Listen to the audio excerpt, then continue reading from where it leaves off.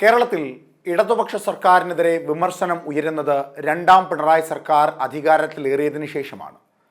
ഏകാധിപത്യപരമാർന്ന രാഷ്ട്രീയമാണ് കേരളത്തിൽ മുഖ്യമന്ത്രി കാഴ്ചവെച്ചുകൊണ്ടിരിക്കുന്നതെന്നും തന്നിഷ്ടക്കാർക്കും തന്നോടൊപ്പം നിൽക്കുന്നവരെ മാത്രം ഉയർത്തിക്കൊണ്ടുവരുന്ന ഒരു രീതിയും സ്വഭാവവും അദ്ദേഹത്തിൻ്റെ രാഷ്ട്രീയ നയങ്ങളിലും രീതികളിലും ഉണ്ട് എന്ന വിമർശനം ആദ്യം പ്രതിപക്ഷം ഉന്നയിക്കുന്നു.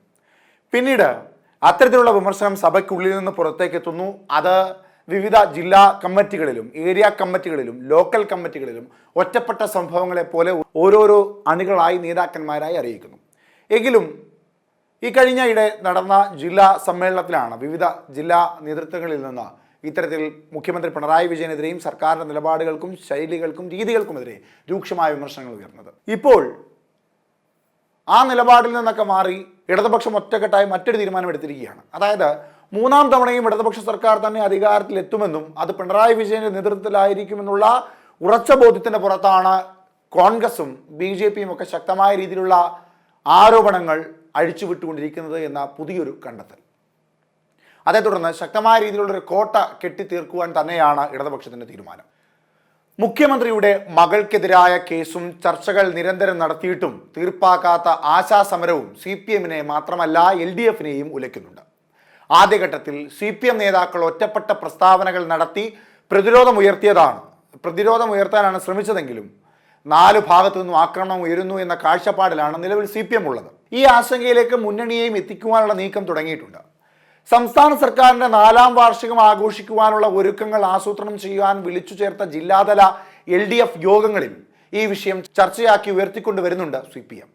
മൂന്നാം തവണയും പിണറായിയുടെ നേതൃത്വത്തിൽ LDF സർക്കാർ തന്നെ അധികാരത്തിൽ വരുമെന്നും അത് മനസ്സിലായതുകൊണ്ടാണ് സർക്കാരിനെതിരെ UDFും BJPയും ആക്രമണം ശക്തിപ്പെടുത്തിയത് എന്നുമാണ് LDF ജില്ലാ കമ്മിറ്റികൾ യോഗം ചേർന്ന് വിലയിരുത്തി മണ്ഡലം കമ്മിറ്റികൾക്ക് നൽകിയ സർക്കുലറിൽ വ്യക്തമാക്കിയിട്ടുള്ളത്. ഇതിനെ ശക്തമായി ചെറുക്കണമെന്നും പ്രചരണ പരിപാടികൾ നടത്തണമെന്നും നിർദ്ദേശമുണ്ട്.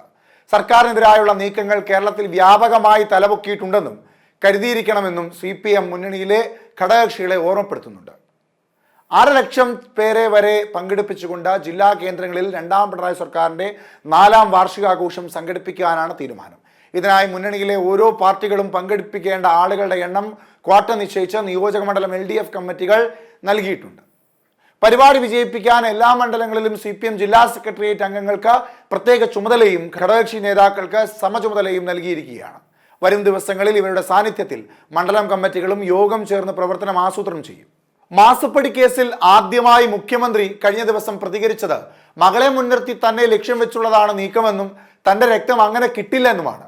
മാത്രമല്ല പാർട്ടി ഇക്കാര്യം തിരിച്ചറിഞ്ഞു എന്നുകൂടി പിണറായി വ്യക്തമാക്കുകയും ചെയ്തിരുന്നു.